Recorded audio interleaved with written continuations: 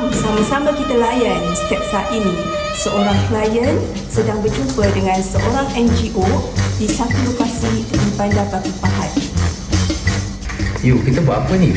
Okey, kita buat 3 RTK. Yang pertama HIV, syphilis dan HIV. Okey. Sakit tak? Tak sakit-sakit je. Kita ambil darah sikit dekat jari. Okey.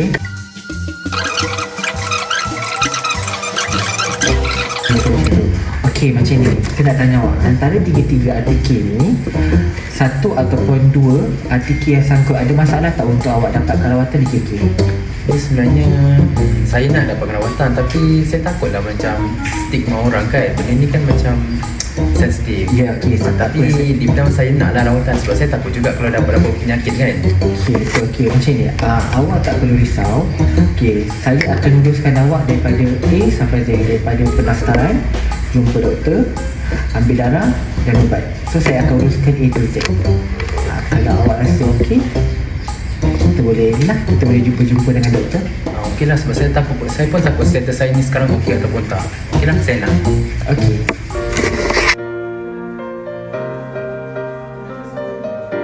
Hai doktor, selamat pagi. Selamat pagi. NGO refer tadi? Okey, so dah tahu kan kenapa you datang sini hari ni? Tahu. Tapi okey ke untuk ambil treatment ni doktor? Okey, pertama sekali saya nak terangkan tadi kita ada buat test, okey, untuk semua jenis penyakit kelamin, termasuk syphilis, hepatitis B, hepatitis C dengan HIV. So saya nak tunjuk dulu result dia. Ada yang saya positif ke doktor? Okey. So daripada sini untuk test HIV, hepatitis C, hepatitis B clear. Tapi daripada syphilis nampak ada 2 line lah. Maknanya syphilis positif. Patutlah saya ada rasa macam kadang-kadang kencing bernanah. Mungkin sebab syphilis kot naik doktor. Dah berapa lama? Saya rasa ada dalam 5 hari dah. Okey. Boleh baik ke? Ada ubat ke? Okey. First of all, saya nak bagi tahu dulu. Di sini adalah klinik penyakit kelamin. Apa-apa masalah you boleh bagi tahu saya. So yang ni antara kita sahaja. So apa-apa kat sini adalah rahsia. Tak ada orang akan tahu tentang you punya status ataupun ubat yang you makan. Okey? Tak ada kena judge lah Takkan kena judge apa-apalah. So, saya perlu tanya beberapa soalan, sensitif sikit tapi saya perlu tahu. Okey, yang pertama ialah memang ada hubungan, betul? Ada. Okey, hubungan dengan lelaki atau perempuan? Saya sebenarnya dah berkahwin tapi saya ada dengan lelaki kat luar. Okey, so selalunya partner yang tetap ataupun random daripada ex? Sekarang bertukar-tukar juga, tak tetap pun. Okey, faham. Jadi setiap kali pakai kondom ke tidak? Jarang lah. Macam pernah pakai sekali 2 je. Biasa memang tak pakai sebab tak best lah pakai kondom. Okey, so dah tahu kan memang benda ni berisiko. Sebenarnya kita ada ubat untuk elakkan kena HIV.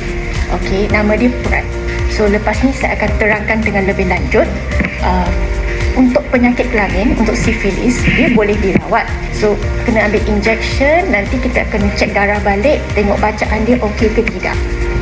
Tapi pada masa yang sama, saya memang galakkan untuk you ambil ubat PrEP. Okay. Jom tengok seterusnya senario di farmasi. Selamat pagi Encik.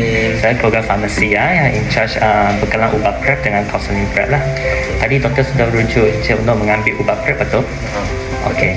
So sini kita nak bagi sedikit penjelasan lah pasal ubat PrEP ni lah. Jadi ubat ni kita memang bagi free kalau Encik enroll dalam program PrEP kita lah. So ini boleh ambil setiap bulan secara percuma. Dan ubat ini kalau diambil dengan betul, dia sangat berkesan untuk melindungi Encik dari jangkitan HIV lah. Kita kekalkan status negatif HIV Encik ya. Dan ubat ni senang diambil lah. Ada 2 cara. Kita ikut keadaan Encik. Dia ada ambil setiap hari atau ambil bila perlu sahaja. Dan untuk bekalan ubat yang susulan, kalau Encik nak kita postkan ubat ke tempat kerja atau rumah Encik pun boleh. Ikut Senang lah kan? Sangat senang. Okay. Ada apa-apa soalan ke? ubat ni ada apa-apa side effect ke? Untuk Ah. long term ke, macam mana ke? Saya tak boleh tidur ke?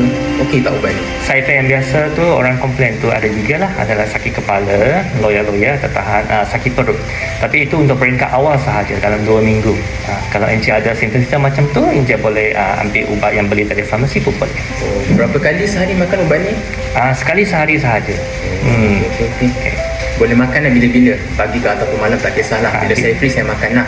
You kena setiapkan satu masa lah. Mungkin setiap malam kena ambil. Kita setiapkan satu waktu untuk ambil setiap hari. Okey lah sebab saya pun masih aktif MSM kan. Okay. So saya rasa saya nak lah ubat ni. Okey, boleh.